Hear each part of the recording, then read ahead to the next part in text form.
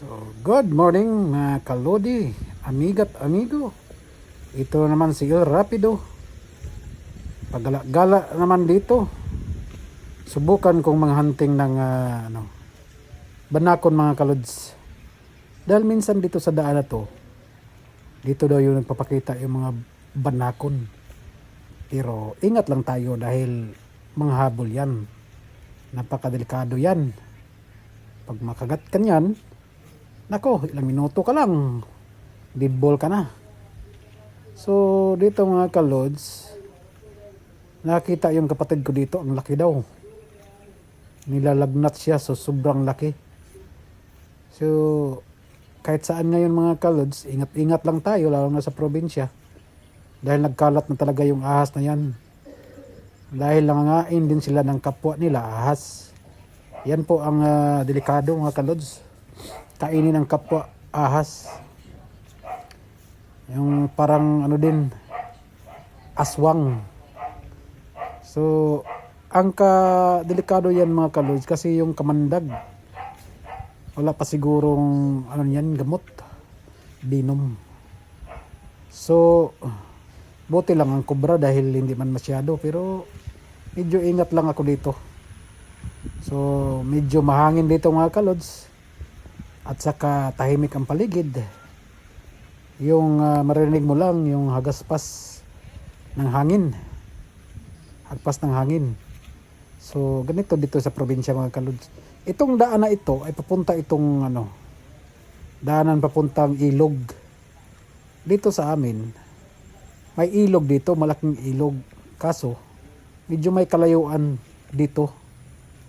Ay, pagpunta doon sa ilog, pasubida. Yun po, ito yung daanan dito mga kalods. So, tahimik ang lugar. Kung gusto mo ng katahimikan, ay dito ka na tumira. Dahil malayo talaga mga kalods sa syudad at saka sa probinsya. Dito tahimik. Pero mag-ingat lang tayo dahil may magnanakaw na dito. So, try natin, hantingin yung tingnan lang natin kung may banakon ba, ahas. So, malakas naman akong tumakbo sakaling makakita ako. Dahil lang lalo na mga kalods, yung ahas na yan, bagong panganak, nako, tapang yan.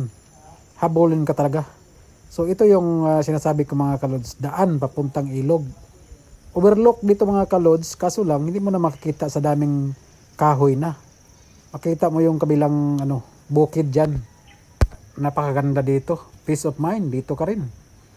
Yan po mga kalods. Ito po yung tinatawag na overlooking nito mga kalods.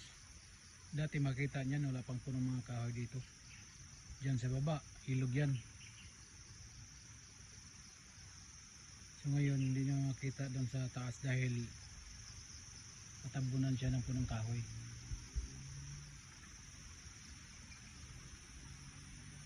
Ito pa yung lupa namin. Exists.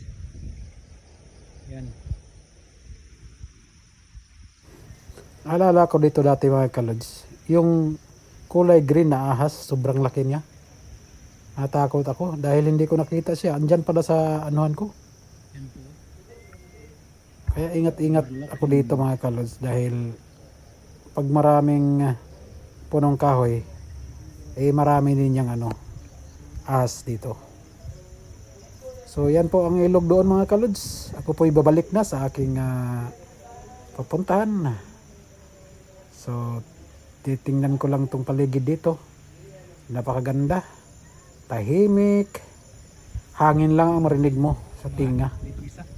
Yan po ang kaibahan sa syudad at saka sa probinsya. Maraming salamat po.